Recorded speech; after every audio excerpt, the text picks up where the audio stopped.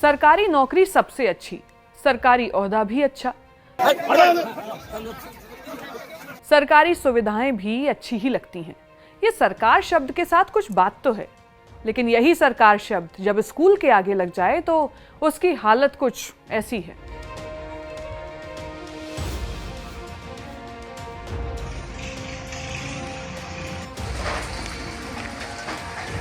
क्यों नहीं लगा ना सरकारी स्कूल अच्छा?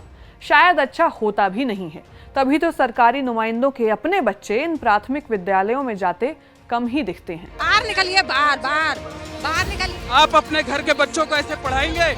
शायद इसीलिए जिन बच्चों को क्लासरूम्स में बैठकर किताबें खोलनी चाहिए थीं, वो सड़कों पर उतरकर नारे लगाने पर मजबूर हैं।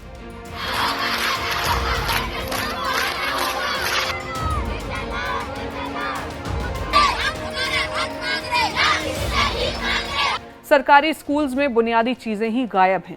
भैंसों के तबेले में क्लासेस लग रही हैं तो कहीं मिड डे मील की थाली में कीड़े निकल रहे हैं। असल में सरकारी स्कूलों के हालात कभी अच्छे रहे ही नहीं। फर्क बस इतना है कि अब ये बदहाली छुप नहीं पा रही।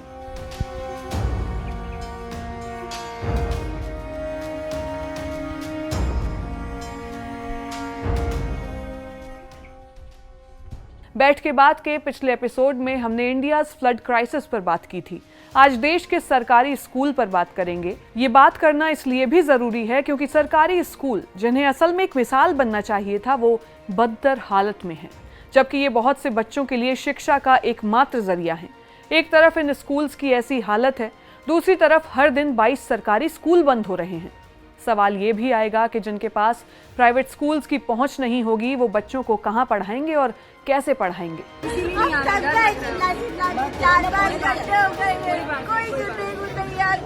फिलहाल ये बच्चे अपनी आवाज खुद बने हुए हैं और आज हम बस इस आवाज में अपनी आवाज मिला रहे हैं।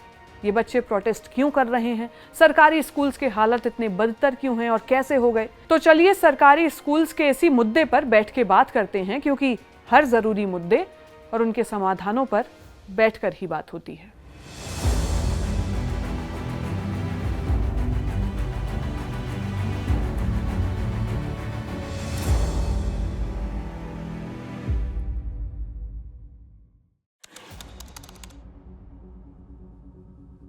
छह जून से 25 जुलाई के बीच दिल्ली के जंतर मंतर पर नीट पेपर लीक और एग्जामिनेशन सिस्टम में इरेगुलरिटीज को लेकर प्रोटेस्ट हुआ। मांग थी कि शिक्षा मंत्री का इस्तीफा हो और अकाउंटेबिलिटी तय की जाए, यानी जवाबदेही तय होनी चाहिए। 36 दिन बाद 25 जुलाई को एजुकेशन मिनिस्टर धर्मेंद्र प्रधान के इस्तीफे के साथ ये आंदोलन खत्म हुआ। लेकिन कहानी यहीं खत्म नहीं हुई। इसके कुछ ही दिनों बाद एजुकेशन यानी शिक्षा को लेकर देश के अलग अलग कोनों में छोटे छोटे प्रोटेस्ट होने लगे। इस बार सड़क पर कोई कोचिंग या कॉलेज के स्टूडेंट्स नहीं हैं, बल्कि वो बच्चे हैं जो अभी 6वीं, 8वीं, 10वीं क्लास में पढ़ाई कर रहे हैं। इस प्रदर्शन को नाम दिया जा रहा है जेन अल्फा प्रोटेस्ट, क्योंकि ज्यादातर प्रोटेस्टर्स 2010 के बाद पैदा हुए हैं। इन बच्चों की मांग किसी का इस्तीफा नहीं है। इनकी मांग है कि स्कूल की टूटी हुई छत ठीक हो जाए, गर्मी में पंखा चल जाए, पीने को साफ पानी मिल जाए, टॉयलेट थोड़ा साफ हो और क्लास में पढ़ाने के लिए कोई टीचर हो। आप ये सोच सकते हैं कि क्या सच में यही मांगे हैं? एआई के इस दौर में जब हम हर रोज नई टेक्नोलॉजी की बात कर रहे हैं, वहीं दूसरी तरफ देश के लाखों बच्चों को एक पंखे और एक टीचर के लिए सड़क पर उतरना पड़ रहा है। लेकिन सच्चाई यही है, इन्हीं बेसिक फैसिलिटीज यानी बुनियादी जरूरतों, सुविधाओं को लेकर पिछले 1 महीने से 10 से ज्यादा राज्यों में बच्चे क्लासरूम छोड़कर सड़कों पर प्रदर्शन करने को मजबूर हैं। पहला रिकॉर्डेड जेन अल्फा प्रोटेस्ट 28 जुलाई को यूपी के फतेहपुर में हुआ। किशनपुर के सर्वोदय इंटर कॉलेज के करीब 1000 स्टूडेंट्स स्कूल से बाहर निकल आए। बच्चों का कहना था, न पीने का पानी है, शुद्ध पानी नहीं है, पंखे से किरण आ रहा है, बच्चों को किरण मार रहा और शौचालय कोई साफ सफाई नहीं। इसी भीड़ में एक लड़की हाथ में तख्ती पकड़कर खड़ी थी जिस पर लिखा था, प्यासे बच्चों से मत कहो, भविष्य उज्जवल बनाओ। पहले स्कूल में पानी दो, फिर ज्ञान का दीप जलाओ। आप इन मांगों पर गौर कीजिए। ये बच्चे क्लासरूम में एसी नहीं मांग रहे, बैठने के लिए रिक्लाइनर सीट्स भी नहीं मांग रहे, ये भी नहीं कह रहे कि मिड डे मील में बुफे सिस्टम होना चाहिए जिसमें 10-15 तरह के खाने के आइटम हो।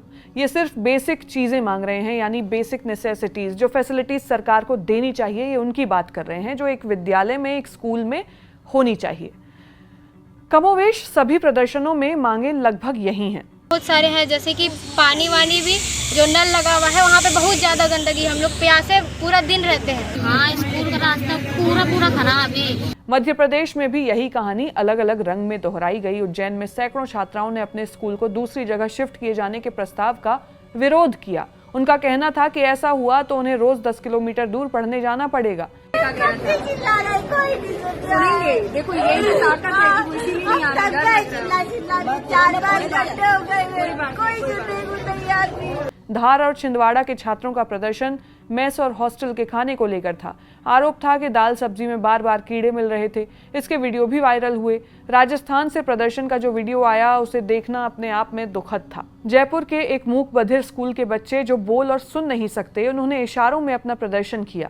अब महाराष्ट्र, बिहार, छत्तीसगढ़, पंजाब, झारखंड, उत्तराखंड, ओडिशा समेत कई राज्यों से बच्चों के प्रदर्शन की तस्वीरें और खबरें आ रही हैं।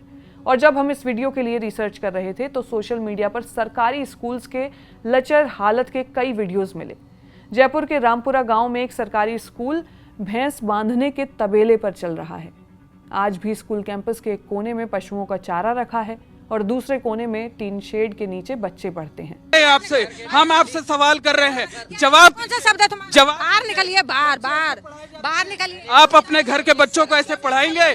जब यहाँ अलग अलग मीडिया की टीम्स पहुंची तो बच्चों के हाथों में पोस्टर थमा दिए गए। उनमें लिखा था, हमारा स्कूल शिक्षा का मंदिर है। पास की दीवार पर लिखा था, मेरा सुरक्षित स्कूल। लेकिन दीवार खुद सुरक्षित नहीं थी। ये वही स्कूल है जहां कॉकरोच जनता पार्टी के प्रवक्ता आशुतोष रांका पहुंचे तो उनके साथ मारपीट हुई थी। मध्य प्रदेश के छिंदवाड़ा के एक स्कूल के वीडियो ने शिक्षा व्यवस्था की एक और परत खोल दी। स्कूल की छात्राओं ने कैमरे के सामने कहा कि टीचर स्कूल आते तो हैं लेकिन पढ़ाते नहीं। स्कूल का समय शाम 4 बजे तक है लेकिन बच्चों को 3 बजे ही छुट्टी दे दी जाती है ताकि दोनों टीचर्स बंद कमरे में अकेले समय बिता सकें। ताकत से बोलो, अच्छे से बोल बेटा। प्यार मोहब्बत करते हैं, पढ़ाई नहीं करते। जब इस तरह के तमाम वीडियो सामने आने लगे तो राजस्थान और उत्तर प्रदेश के कई जिलों ने एक गाइडलाइन जारी की। इसके तहत सरकारी स्कूल्स में बाहरी लोगों और यूट्यूबर्स की एंट्री बैन कर दी। कहा गया कि कोई भी यूट्यूबर, सोशल मीडिया क्रिएटर या बाहरी व्यक्ति बिना परमिशन सरकारी स्कूल में प्रवेश नहीं करेगा। वीडियोग्राफी तो बिल्कुल नहीं की जा सकती। बेशक सरकारी स्कूल कोई पब्लिक शूटिंग लोकेशन नहीं है, ये बात हम मानते हैं। वहाँ बच्चों की सेफ्टी और प्राइवेसी का ध्यान रखना जरूरी है। बिना परमिशन किसी भी व्यक्ति का स्कूल में जाकर वीडियो बनाना, रोका जाना भी गलत नहीं है। लेकिन पाबंदियों वाला ये ऑर्डर कब और कैसे समय पर आया, उस पर सवाल उठना लाजमी है।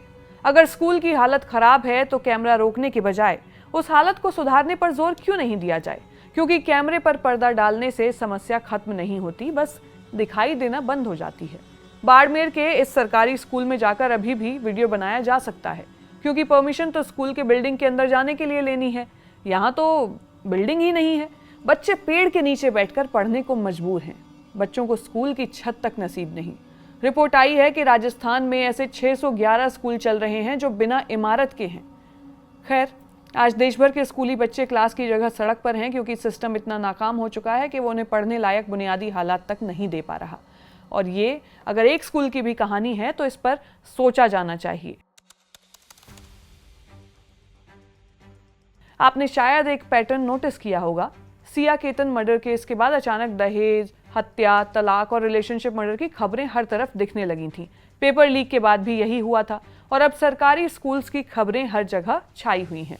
दरअसल ये एक साइकोलॉजिकल पैटर्न है जिसे सेलियंस बायस कहा जाता है। जब कोई एक बड़ी घटना सामने आती है तो लोग उससे जुड़ी बाकी घटनाओं को और भी ज्यादा नोटिस करने लगते हैं। यानी जब एक स्कूल के बच्चों ने टॉयलेट और पानी को लेकर प्रदर्शन किया तो वो खबर बड़ी बनी। उसके बाद अचानक देश भर के दूसरे स्कूल्स की भी वैसी ही खबरें सामने आने लगीं। इसका मतलब ये नहीं कि ये समस्याएं अभी पैदा हुई, ये पहले से मौजूद थीं, बस अब इन पर ध्यान और रिपोर्टिंग बढ़ गई। और सच्चाई यही है कि सरकार किसी भी पार्टी की रही हो, सरकारी स्कूल्स के हालात लंबे समय से खराब ही रहे हैं।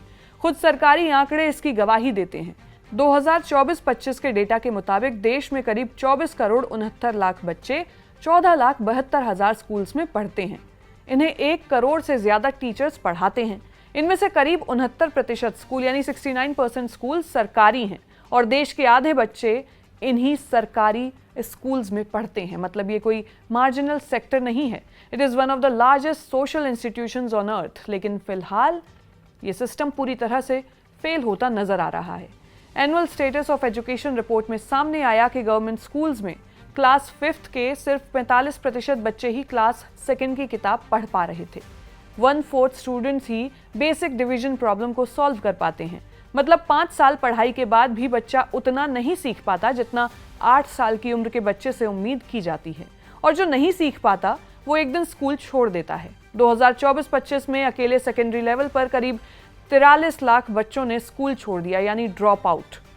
यानी स्कूल जाने वाले 100 में से आधे बच्चे, लगभग आधे बच्चे अपनी पढ़ाई पूरी नहीं कर पाते। मिनिस्ट्री ऑफ एजुकेशन ने हाल ही में यूडाइस प्लस रिपोर्ट 2025-26 पब्लिश की। रिपोर्ट के मुताबिक एक साल में 8077 सरकारी स्कूल्स बंद हो गए। मतलब हर दिन औसतन करीब 22 सरकारी स्कूल्स में ताला लग रहा है। वहीं इसी एक साल में 2106 नए प्राइवेट स्कूल खुले हैं।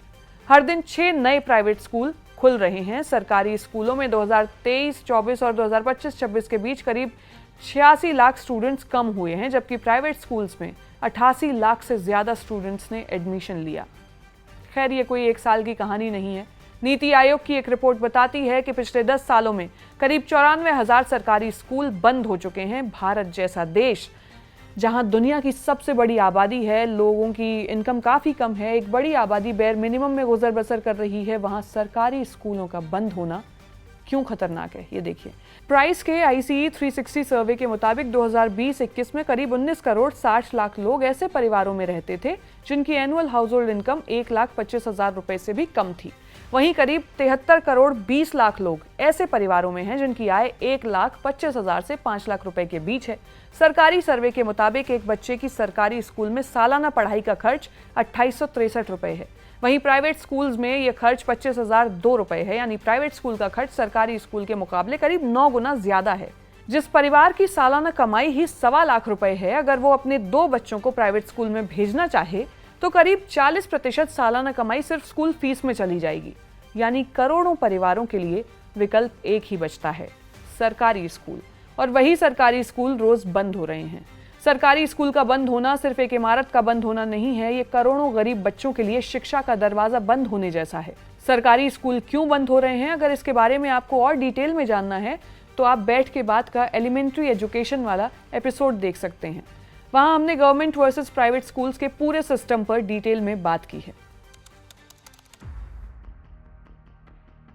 अब आते हैं कि आखिर देश भर के सरकारी स्कूलों की हालत इतनी खराब क्यों है। इसके पीछे की सबसे बड़ी वजह इनएडिक्वेट फंडिंग, यानी शिक्षा पर सरकार का पर्याप्त पैसा खर्च न करना है। 14 जुलाई 1964 को भारत सरकार ने मशहूर वैज्ञानिक डॉक्टर दौलत सिंह कोठारी की अगुवाई में एक शिक्षा आयोग बनाया। आजादी के बाद बना यह पहला बड़ा एजुकेशन कमीशन था। करीब 2 साल की मेहनत के बाद कोठारी कमीशन ने 692 पेजेस की एक रिपोर्ट सौंपी। इसमें सबसे बड़ी सिफारिश थी कि देश को अपनी GDP का 6% एजुकेशन यानी शिक्षा पर खर्च करना ही चाहिए। इसके बाद 1968 और 1986 की एजुकेशन पॉलिसी में भी इस लक्ष्य को दोहराया गया। 2020 की नेशनल एजुकेशन पॉलिसी यानी NEP भी यही कहती है कि केंद्र और राज्यों को मिलकर एजुकेशन पर खर्च को GDP के 6% तक ले जाना चाहिए। लेकिन करीब 62 साल बाद भी भारत इस टारगेट के आसपास भी नहीं पहुंच पाया है। PRS लेजिस्लेटिव रिसर्च के 2026-27 के एनालिसिस के मुताबिक 2022 और 23 में सेंटर और स्टेट्स को मिलाकर एजुकेशन पर कुल खर्च GDP का करीब 4.1% था। यानी लक्ष्य 6% का था, हकीकत 4.1% की है। ये फर्क करीब 1.9% पॉइंट का लगता है। लेकिन जब आप इसे भारत जैसी बड़ी इकोनॉमी पर लगाते हैं तो ये हजारों करोड़ रुपए का गैप बन जाता है। और शिक्षा को GDP का जो 4.1% पैसा मिलता है वो केवल सरकारी स्कूल्स के पास नहीं जाता। इसमें स्कूल एजुकेशन के अलावा higher education, teacher education, universities, scholarships और तमाम दूसरी योजनाएं शामिल हैं। यानी सरकारी स्कूल्स तक पहुंचने वाला हिस्सा बेहद छोटा है। वहीं स्कूल्स को एलोकेट होने वाले फंड का सबसे बड़ा हिस्सा टीचर्स और स्टाफ की सैलरी में चला जाता है। दूसरा बड़ा हिस्सा पेंशन देने में खर्च होता है। इसके बाद जो थोड़ा बहुत पैसा बचता है वही स्कूल के इंफ्रास्ट्रक्चर, बुक्स, लैब और स्पोर्ट्स इक्विपमेंट में खर्च होता है। इसका एक उदाहरण देखिए। मिड डे मील यानी पीएम पोषण स्कीम के तहत सरकार एक बच्चे के खाने पर रोज कितना खर्च करती है वो जान लेते हैं। क्लास 1 से 5th तक के बच्चे के लिए 6 रुपए 78 पैसे और क्लास 6 से 8th के बच्चे के लिए 10 रुपए 17 पैसे रोज मिलते हैं। और याद रखिए ये बढ़ी हुई दर है, इससे पहले ये और भी कम थी। खैर, आपने सोशल मीडिया पर वायरल सरकारी स्कूल्स के मिड डे मील के वीडियोस भी देख ही लिए होंगे, जिनमें दाल में दाल और आलू की सब्जी में आलू खोजना अपने आप में एक बड़ा संघर्ष है। कई स्कूल्स में जले चावल परोसे जा रहे हैं। बिहार के अरवल के एक स्कूल में बच्चों की थाली में कीड़े मिले तो कहीं पे नमक की जगह डिटर्जेंट। लोग तो ये भी कह रहे हैं कि स्कूल में तो पढ़ाई अच्छी होनी चाहिए और खाने की तरफ ध्यान नहीं दिया जाना चाहिए, लेकिन ये जो स्कीम है जिसके तहत बच्चों को मिड डे मील दिया जाता है, ये भी सरकार की शुरू की हुई स्कीम है। आप इससे अंदाज़ा लगा सकते हैं कि बच्चों को मिड डे मील वो एक अट्रैक्शन की तरह दिया जाने लगा ताकि उनको न्यूट्रिशन भी मिले। आप उन इलाकों की मुसीबत, उन इलाकों के संघर्ष, उन इलाकों की हकीकत का अंदाज़ा भी नहीं लगा सकते जहाँ पर स्कूल में आने वाले बच्चों का न्यूट्रिशन भी फिक्स करना है, क्योंकि इतनी गरीबी है कि उनको वो बैलेंस डाइट मिल नहीं सकती। वहाँ पर उन इलाकों में जो लोग हैं उनकी कमाई के ज़रिए कम है, उनकी इनकम कम है और बच्चों को स्कूल भेजना वहाँ पर एक बड़ी मुश्किल है। तो इसलिए कि बच्चे स्कूल में पहुँचे तो सही, उनके खाने को सुनिश्चित तो किया जाए, तो मिड डे मील शुरू हुआ। उसकी वजह से कई स्कूलों में बच्चे पहुंचे कि कम से कम स्कूल में खाना भी मिलेगा। इस हकीकत पे अगर आप गौर करेंगे, आपने शायद वो उन जगहों को कभी देखा नहीं होगा, लेकिन आप हमारी ऐसी बहुत सारी रिपोर्ट्स देख सकते हैं जिनमें आपको थोड़ा बहुत अंश ऐसी रिपोर्ट्स में आपको इस हकीकत का देखने को मिल जाएगा, इस सच्चाई का देखने को मिल जाएगा कि मिड डे मील जहाँ पे न्यूट्रिशन भी फिक्स करना है और बच्चे को स्कूल तक लाना भी है, उसकी ये हालत है। और उसके बाद स्कूल की हालत। ये फ़र्क आप इसलिए भी देख सकते हैं कि जब आप देखेंगे कि प्राइवेट स्कूल की बिल्डिंग कैसी है और एक सरकारी स्कूल की बिल्डिंग कैसी है। एक प्राइवेट स्कूल में बच्चे पढ़ने वाले बच्चे का वो देखिए और एक बार जो प्राथमिक विद्यालय हैं जो गांव देहात में खुले होते हैं उनके बच्चों को देखिए। खैर, अब ये देखते हैं कि दुनिया के बाकी देशों में क्या स्थिति है, बाकी देश इस पर कैसे काम करते हैं, उनके एजुकेशन मॉडल क्या हैं। तो दुनिया के देश एजुकेशन पर कितना खर्च कर रहे हैं, जैसे कि स्वीडन जो हाई HDI कंट्रीज़ में आता है, GDP का 7.3% एजुकेशन पर खर्च करता है। वहीं Denmark, Belgium, Britain, America, south Korea समेत कई देश भारत से कहीं ज़्यादा पैसा खर्च करते हैं अपने एजुकेशन सिस्टम पर। एजुकेशन इकोनॉमिस्ट जांधियाला BG तिलक कहते हैं कि भारत में एजुकेशन पर मौजूदा खर्च एक रीजनेबल क्वालिटी एजुकेशन के लिए काफ़ी नहीं है। उनका मानना है कि 6% का लक्ष्य नामुमकिन नहीं है, बस इसके लिए सरकार की सही नीयत यानी पॉलिटिकल विल चाहिए। वहीं इकोनॉमिस्ट जियाद रेज एक अलग नजरिए से इस समस्या को देखते हैं। उनका कहना है कि सरकार कुछ चुनिंदा मॉडल स्कूल्स को बेहतरीन बनाने पर ज्यादा जोर दे रही है, जबकि आम सरकारी स्कूल्स का पूरा नेटवर्क पीछे छूटता जा रहा है। वो इसे island of excellence in a sea of deprivation कहते हैं। एक दो चमचमाते मॉडल स्कूल बना देने से बाकी लाखों स्कूल्स की समस्या हल नहीं होती, लेकिन पैसों की कमी अकेली वजह नहीं है। दूसरी बड़ी वजह इम्प्लीमेंटेशन गैप है। दरअसल भारत में सरकारी स्कूल्स के लिए पॉलिसी की कमी नहीं है। राइट टू एजुकेशन एक्ट बच्चों के लिए ज़रूरी सुविधाओं और स्टैंडर्ड्स तय करता है। NEP 2020 foundational learning, teacher training और बेहतर आउटकम पर जोर देती है। समग्र शिक्षा के जरिए इंफ्रास्ट्रक्चर और टीचर ट्रेनिंग के लिए फंडिंग होती है। कागज़ पर ये सभी पॉलिसी काफ़ी मजबूत हैं, दिक्कत इन्हें ज़मीन पर लागू करने में है। कैग के स्कूल एजुकेशन ऑडिट्स में बार बार टीचर डिप्लॉयमेंट, ट्रेनिंग, इंफ्रास्ट्रक्चर और मॉनिटरिंग की खामियां सामने आती रही हैं। इकोनॉमिस्ट रितिका खेड़ा इसी को लेकर सवाल पूछती हैं, सरकार ने पॉलिसी बनाई, पैसा भी दिया, लेकिन क्या उसका फायदा असल में बच्चे तक पहुंच रहा है? उनका कहना है कि योजना सिर्फ कागज पर बना देने से काम नहीं चलता, असली टेस्ट यही है कि वो गांव के उस बच्चे तक पहुंच रही है या रास्ते में ही कहीं दम तोड़ देती है। वहीं एजुकेशनिस्ट अनिल सदगोपाल इसे और गहरे इतिहास से जोड़ते हैं। वो कहते हैं कि भारत की स्कूल एजुकेशन सिस्टम पिछले 100 साल में फंडामेंटली बदली ही नहीं है। सरकार आज भी उन्हीं स्कूल्स को फंड देने में सहज है जो पहले से ही आगे हैं। गांव देहात के गरीब बच्चों की शिक्षा को एक फिजूल खर्चा मानकर कम करने की कोशिश करती है।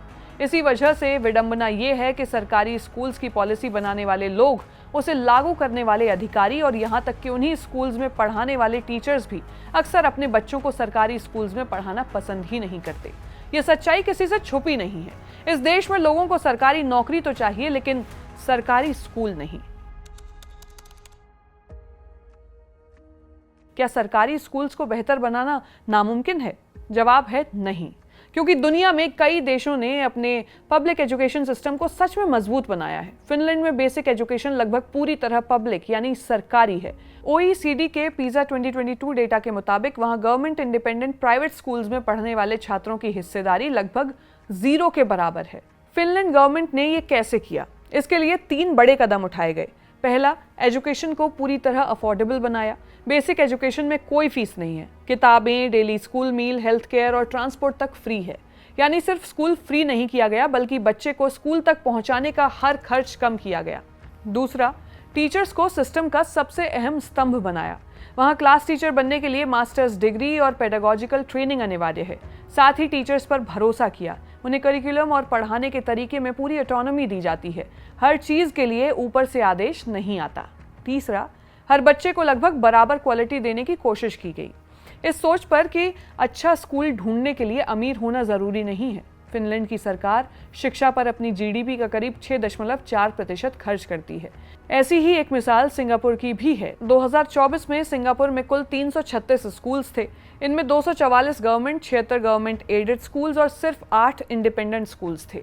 यानी मेन स्ट्रीम स्कूलिंग में सरकारी स्कूल्स का दबदबा साफ है। सिंगापुर ने आज़ादी के बाद शिक्षा को सिर्फ एक सामाजिक सेवा नहीं, बल्कि नेशन बिल्डिंग का कोर इंफ्रास्ट्रक्चर माना। टीचर्स की संख्या और उनकी ट्रेनिंग में लगातार इन्वेस्ट किया। करिकुलम में इंक्वायरी और क्रिटिकल थिंकिंग को जगह दी गई। खास बात यह है कि सिंगापुर के स्कूल्स में पॉलिसी मेकर्स, पॉलिटिशियन और वहां पढ़ाने वाले टीचर्स के बच्चे भी पढ़ते हैं। लेकिन भारत की हकीकत क्या है, यहाँ की सच्चाई क्या है, ये आप बेहतर जानते होंगे। यहाँ सरकारी स्कूल्स में किन बच्चों को जगह मिलती है या फिर सरकारी स्कूल्स में पढ़ना किन की मजबूरी है, ये भी आप जानते होंगे। और आप ये भी जानते होंगे कि पॉलिटिशियंस के या पॉलिसी मेकर्स के या फिर ब्यूरोक्रेट्स के बच्चे किन स्कूलों में जाते हैं। बहुत कम ऐसे उदाहरण ढूंढने पर आपको मिलेंगे जहां पर सरकारी स्कूल्स में, जिन स्कूल्स की हम बात इस वीडियो में कर रहे हैं, उन स्कूल्स में बड़े ब्यूरोक्रेट्स या फिर पॉलिटिशियंस या पॉलिसी मेकर्स के बच्चे जाते हों।